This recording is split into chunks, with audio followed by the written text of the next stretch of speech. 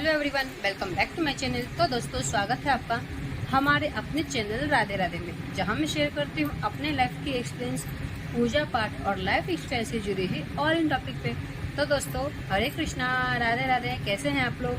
आप लोग कमेंट में मुझे राधे राधे बोल के ज़रूर बताइएगा कि आप लोग बहुत बहुत बहुत अच्छे होंगे। ठीक है, तो फ्रेंड्स, जो आज की वीडियो है वो है जितिया पर्व पे कि जितिया पर्व की जो है विधि क्या है, कैसे आपको जितिया की व्रत रखना चाहिए, नहाए खाए से लेकर के अगले दिन तक का जो है मैं आपको एक ही वीडियो में बता दे रही हूँ। वैसे मैंने पहले और वीडियो में बताया हुआ है, आप उसे भी चेक कर सकते हैं और मैं आपको इसमें और बता दे रही हूँ। ठीक है, तो चलिए हम वीडियो को ज़्यादा लंबा ना करते हुए हम अपने टॉपिक को आगे बढ़ाते हैं। मैं नहीं चाहते हुए भी तभी भी हमारी वीडियो थोड़ी बहुत लंबी हो जाती है, तो कोई बात नहीं। पूजा पाठ की जानकारी चाहते हैं तो थोड़ी बहुत तो लंबी होगी, क्योंकि आपको मैंने बताया हुआ है कि वीडियो को जैसे मैं एडिट नहीं करती हूँ, कट पिट नहीं करती हूँ, तो ऐसे ही पब्लिश करती हूँ, तो उसमें थोड़े से आपको लंबे मिलेंगे।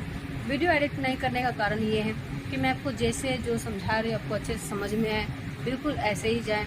अगर मैं एडिट करती हूँ तो आपको कई लोग को समझ में आएगा कि नहीं आएगा, मन में शंका रहेगा कि हमने ये कर दिया था, कट हो गया, कि क्या पता ये ऐसा हो गया था, कट हो गया। इस वजह से मैं वीडियो एडिटिंग नहीं करती हूँ, मुझे एडिटिंग नहीं पसंद है, तो मैं ऐसे ही वीडियो अपलोड कर देती हूँ। ठीक है, तो चलिए हम करते हैं नहाए खाए से स्टार्ट। जैसे कि जितिया का पर्व जो है नहाए खाए से स्टार्ट होता है। ठीक है, और नहाए खाए लगभग आज की सोचे जाने तो लगभग हर इंसान जो है स्नान करने के बाद ही, पूजन पाठ करने के बाद ही खाना पीना खाता है। ठीक है, एक तरफ से तो वो नहाए खाए है ही। दूसरी बात क्या है कि जो भी किसी भी पर्व का नहाए खाए होता है उसकी विधि जो है थोड़ी सी हो जाती है चेंज। तो जैसे कि जितिया का नहाए खाए अगर आपको करना है तो नहाए खाए का जो है नहाए खाए वाले दिन जो है आपको सुबह नहीं नहाना है। आप चाहें तो सुबह उठ के जैसे आप डेली पूजन करते हैं वो कर सकते हैं, क्योंकि पूजन तो सवेरे ही करते हैं, पूजन कर सकते हैं। मगर जब आप नहाए खाए का स्टार्ट करेंगे ना तो 12 बजे आपको फिर से नहाना पड़ेगा। नहाने का मतलब ये है कि आप कहीं भी स्नान कर सकते हैं। अगर आपके पास नदी, तालाब या कुआं है तो उसके पास नहा सकते हैं। इसकी सामर्थ्य नहीं है, जैसे कई लोग फ्लैट वगैरह में रहते हैं तो उसका इंतजाम नहीं हो पाता, वो उसमें सामर्थ्य नहीं है, तो आप अपने वॉशरूम में ही सबसे पहले 1 लोटा जल डाल के अपने शरीर को कर ले गीला। ठीक है, गीला करने से पहले आपको वॉशरूम में जाने से पहले आपको किन किन चीज़ों की तैयारी कर लेनी है वो बताते हैं। आप एक प्लेट ले लें। एक प्लेट में आपको लेने हैं सरसों के तेल और सरसों की खल लाते हैं, बोलते हैं सरसों को पीस करके बनाते हैं। खील खल क्या बोलते हैं, ऐसे बोलते हैं, है ना, ऐसे कुछ बोलते हैं, मैं भूल जाती हूँ। तो वो रख लेने हैं। आपको रख लेने हैं सिंदूर, और आपको रख लेने हैं वो किसके पत्ते बोलते हैं, झिंगली के पत्ते, है ना, झिंगली के पत्ते आपको रख लेने हैं। और इसमें नहाए सिंदूर रखेंगे, आप सरसों के तेल रखेंगे, धूप दीप रखेंगे। ठीक है, तो ये आप एक प्लेट में करके अपने वॉशरूम में आ जाए। वॉशरूम में जब आप नहाएंगे, नहाने से पहले 1 लोटा जल डाल लें। जल डालने के बाद आपको जो झिंगली के पत्ते हैं आपको 3 जगह लगाने हैं। एक लगाने हैं जितमहान भगवान का, एक लगाना है चीलों का, एक लगाना है सियारिन का। चील का लगाएंगे सीधे हाथ से और सियारिन का लगाएंगे उल्टे हाथ से। मैं दाएं बाएं नहीं कर रही हूँ, क्योंकि ना मुझे दाएं बाएं में ना मैं खुद ही भूल जाती हूँ, इसीलिए मैं आपको सीधा और उल्टा साफ से आपको समझ में आ जाएगा। फिर आपको समझ में आएगा कि आपका सीधा कौन सा और उल्टा कौन सा है। ठीक है, तो जब भी हम कोई कार्य करेंगे तो चील को हम देंगे सीधे हाथ से और सियारिन को देंगे हम उल्टे हाथ से। ठीक है, तो देंगे। उसके बाद हम जितमहान भगवान पे भी चाहे तो आप दही चूड़ा उस समय भी रख सकते हैं। दही चूड़ा रखना होता है, सिंदूर लगाना होता है, सरसों के तेल रखने होते हैं, और वो जो सरसों की खली है वो रखने होते हैं। सरसों की खली में तेल का टीका लगा के, सिंदूर का टीका लगा के करना होता है। इसी प्रकार से सीधे हाथ से आपको चील का करना होगा। चील को इसी प्रकार से देंगे, दही भी देंगे, चूड़ा भी देंगे, फिर साइड में तेल सिंदूर का तिलक लगा देंगे। फिर जो खली है, मगर खली में आपको बता दूँ, खली का जो नियम है वो क्या है कि हमारे में जो खली है हर इंसान नहीं चढ़ाता है।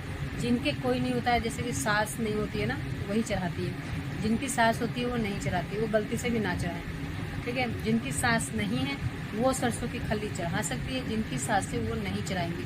जिनकी सास है वो सिर्फ केवल सिंदूर और सरसों के तेल का तिलक ही लगाएंगी, ठीक है। उसके बाद जितमान का हो गया। उसके बाद फिर हमें लगाना है हमारे पितरों का। हमारे पितरों से जैसे हमारी दादी, दादा, नानी, नाना, अगर किन्हीं के माता पिता नहीं है तो माता पिता का लगा सकते हैं। यहाँ तक पर दादी दादा तक का भी हम लगा सकते हैं, ठीक है। तो या इतना लगाना है सबके नाम पे करके। और जितनी सारी महिलाएं आप अगर सुहागिन गई होंगी उनको सिंदूर दिया जाता है। इस दिन सिंदूर उनको देना बहुत शुभ माना जाता है और वो इन्हीं चीज़ के लिए जो है इंतज़ार में अपने जो उनके वंश की जो है ना वृद्धि, वो इन्हीं के लिए ही मांगी जाती है और उनको तेल सिंदूर जरूर चढ़ाया जाता है। जो सुहागिन महिलाएं इस दुनिया से गई होती है तो आप उस दिन जो है जो भी आपके गए होंगे सुहागिन गई होंगी उनको तेल सिंदूर ज़रूर से ज़रूर चढ़ाए। उनकी आत्मा इसी में तृप्त हो जाती है, ठीक है। तो तेल सिंदूर चढ़ा करके और धूप दीप दिखाएंगे सबको। फिर जल से पहले जितमान भगवान का करेंगे, फिर चील का करेंगे, फिर सियारिन का करेंगे और फिर सभी समस्त जो अपने पितरों का अपने लगाया होगा उनका लगा करके सबको जल से 3 बार उत्सर्गना कहते हैं, आचमनी कहते हैं, करके जितमान भगवान को सीधे हाथ से ऐसे करके 3 बार जल कर देंगे, चील को सीधे हाथ से और सियारिन को उल्टे हाथ से करके कर देंगे जल और फिर ऐसे जल से बहा देंगे, ठीक है। क्योंकि कोई कुएं तालाब नदी में नहाते हैं तो उनको ऐसे ही आप उनको बहा देते हैं। फिर पितरों वाला भी धूप दीप सब कुछ दिखा के उनसे हाथ जोड़ करके प्रार्थना करके कि जो भी हमसे भूल चूक, जो भी हमसे गलती हुई है उन्हें क्षमा करें और मेरे द्वारा किए गए ये पूजन को, मेरे द्वारा दिए गए ये तिल सिंदूर को आप स्वीकार करें। हम आपके जो है वंशज हैं, आप हमें हमारे जो वंश वृद्धि होती रहे, आपके जो वंशज है वो वंश उनकी बेल बढ़ती रहे। जो भी हमसे भूल चूक कोई गलती होगी आप क्षमा मांग करके अपने पितरों का आशीर्वाद ले, जितमान भगवान का आशीर्वाद ले और चील देवता का लेते हुए नाम स्मरण करते हुए आप उनको बहा दें।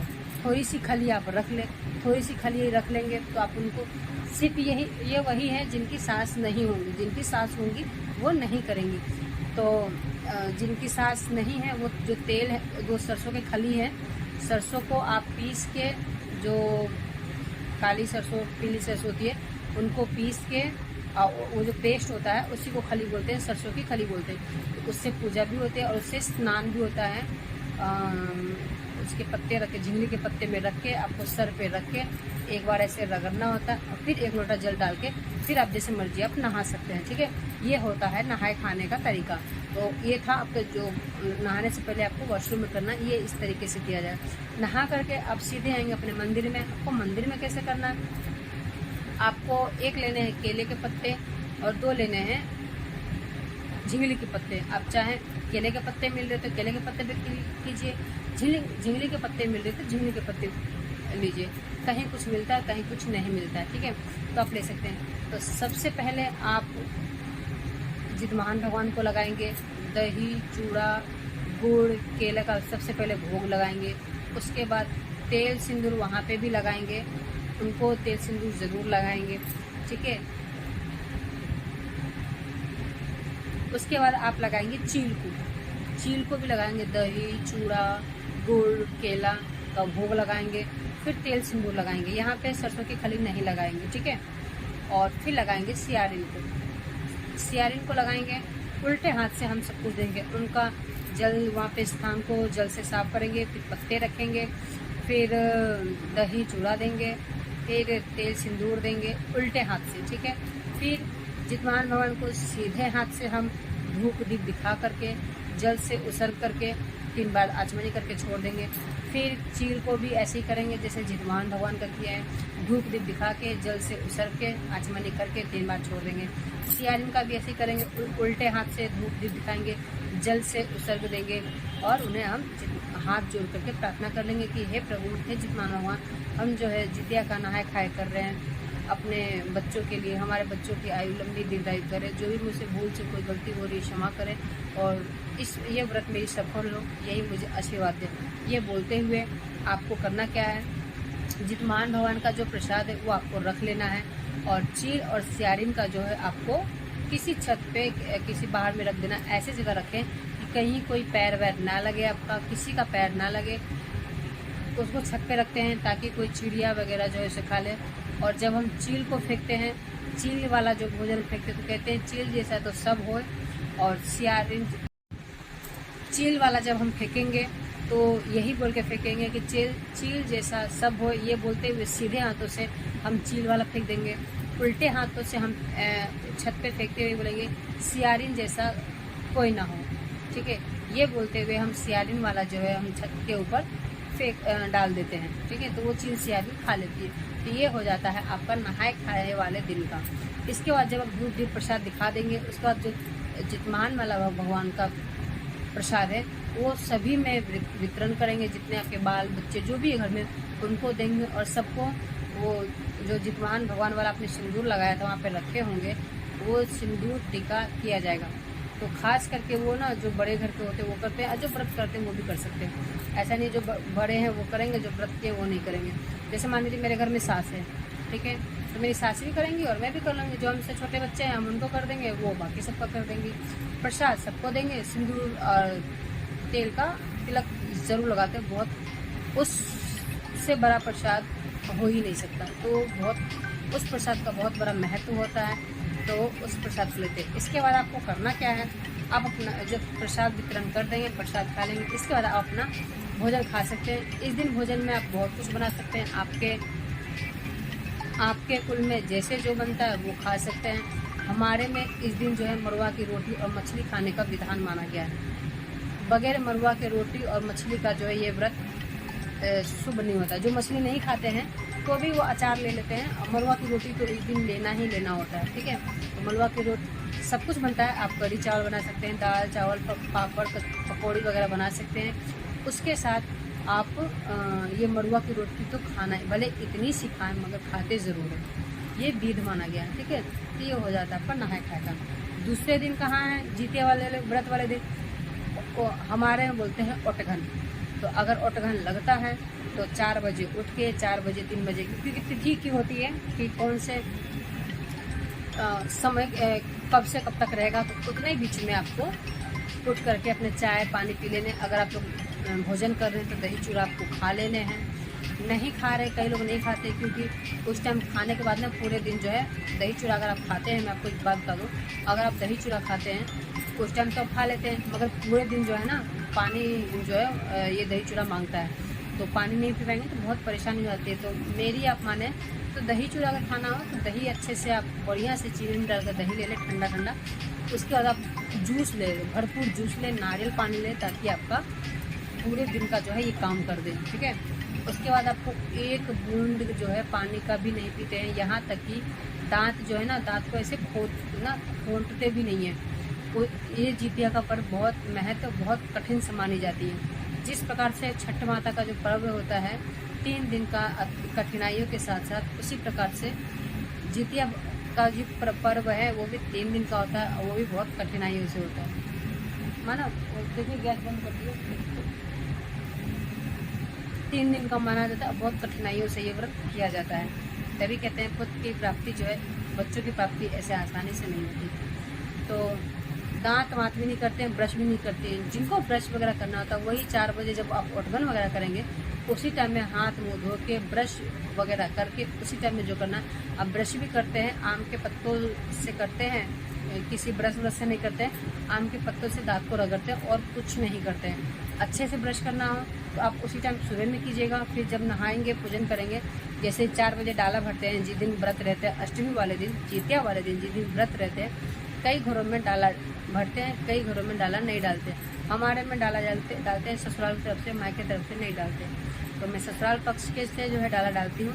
तो डाला डालने से पहले आपको 4 बजे स्नान आदि कर लेना है। तो आप चाहे तो आम के पत्ते से दांत अपने रगड़ सकते हैं, कुछ नहीं करना होता। फिर कुल्ला वगैरह करके आप ऐसे ही कर सकते हैं। ठीक है, कुछ नहीं करना होता है। आप वैसे आप मैं बताऊँ आपको, हाँ हल्की सी पानी लेके दांत को रगड़ के ऐसे ऐसे स्नान करके आप कर सकते हैं। कुल्ला ऐसे करें कि पानी जो है आपका कंठ के अंदर ना जाए। बाहर से आप कर सकते हैं, मन नहीं मानता है तो, नहा रहे तो।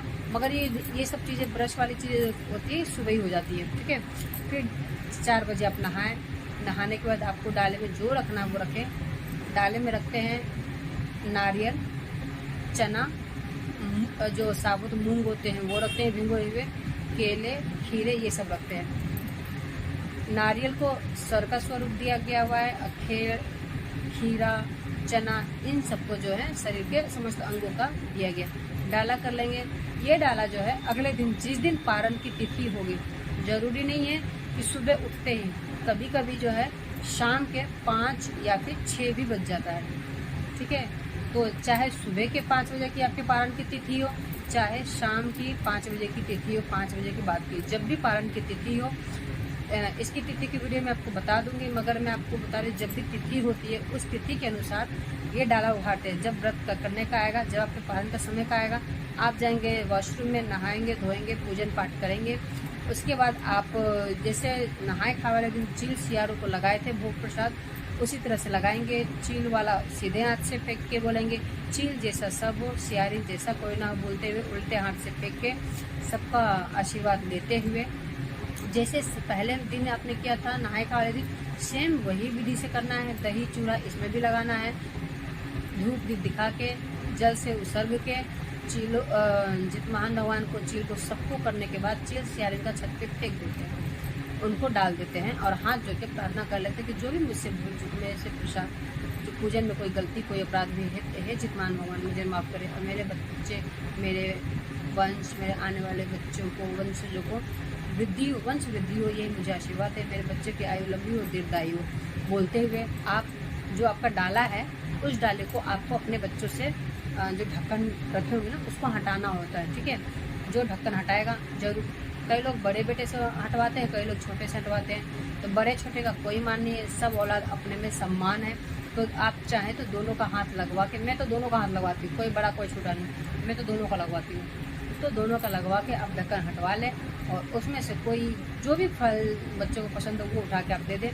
उसके बाद उसी फल को काट के प्रसाद स्वरूप में बांटा जाता है, बच्चों में भी, पड़ोस में भी और आपस में भी। ये सब करने के बाद सबसे पहले अगर आप व्रत तोड़ते हैं तो थोड़े से गर्म दूध आपको लेके पीना है। ठंडा पानी गटागट मत पीजिएगा, उससे गला जो है वो लग जाता है, गला फट जाता है। तो सबसे पहले आपको गर्म दूध पीना होता है। उसके बाद आप जो भी ले सकते हैं, प्रसाद लें, गर्म दूध लें। उसके बाद आप जल जो है वो ग्रहण करें। ये आपकी हो जाएगी पारण की तिथि। तो दोस्तों, आशा करती हूँ कि आपको ये वीडियो अच्छी लगी होगी। मैंने नहाए खाए से लेकर के पारण, नहाए खाए, पूजन विधि और पारण से लेकर के सब कुछ डिटेल में आपको बता दिया है। आई होप कि वीडियो आपको अच्छी लगे। वीडियो अच्छी लगे चैनल को लाइक से सब्सक्राइब करना बिल्कुल ना भूलें। बेल आइकन को प्रेस करें जिससे कि आपको नोटिफिकेशन आए जब भी मैं कोई नई वीडियो डालूँ। तब तक ले दोस्तों, हरे कृष्णा, राधे राधे, बाय बाय। दोस्तों, मैंने ये वीडियो थोड़ी सी लंबी हो गई है, बट मैंने एक ही पार्ट में कर दिया है, अलग अलग नहीं की हूँ, ताकि आपको एक ही चीज़ जो है एक में अच्छे से समझ में आ जाए, ठीक है। तो अगर इससे जुड़ी हुई कोई आपकी सवाल है तो मुझे कमेंट में करके ज़रूर बताइएगा। मैं आपके समस्याओं का समाधान ज़रूर करूँगी, आपके क्वेश्चन का आंसर ज़रूर दूँगी। तो चलिए हम मिलते हैं नेक्स्ट वीडियो में। तब तक के लिए हरे कृष्णा, राधे राधे, बाय बाय। दोस्तों, आप सभी की जो जितिया का पर्व हो वो अच्छे से संपूर्ण हो। भगवान महान भगवान जो है आप पे, आपके बच्चों पे आशीर्वाद बनाए रखें। राधे राधे।